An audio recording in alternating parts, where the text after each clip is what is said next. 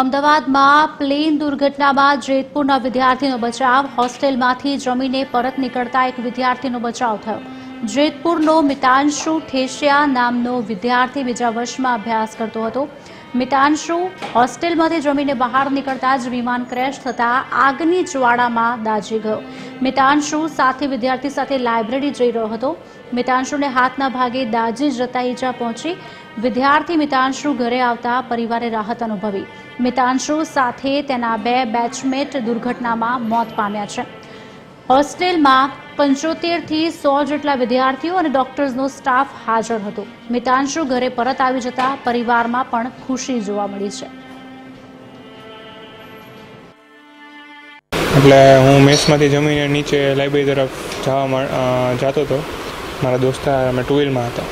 ત્યાં જ જોયું કે અમારી જમણી બાજુથી પ્લેન બહુ નીચે ફ્લાય કરે છે અને ત્યાં જ અમારી મેસની બિલ્ડિંગ હારે ભટકાઈ ગયું અને આગળની બિલ્ડિંગમાં ભટકાઈને બ્લાસ્ટ થઈ ગયું.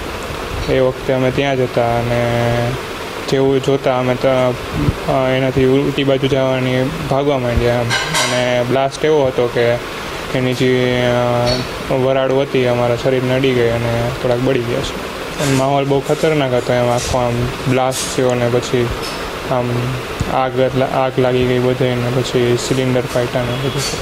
અમે 2 જણા હતા જ્યાં જતા હતા અને મેસમાં 75-100 જણા હશે. એમાં સ્ટાફ અને અમારા બેચમેટ્સ ને બધા હતા. એકને 40 મિનિટે પ્લેન ક્રેશ થયું અને એકને 41 મિનિટે મને ફોન કરી જણાવ્યું પપ્પા અહીંયા મેસ ઉપર પ્લેન ક્રેશ થયું છે.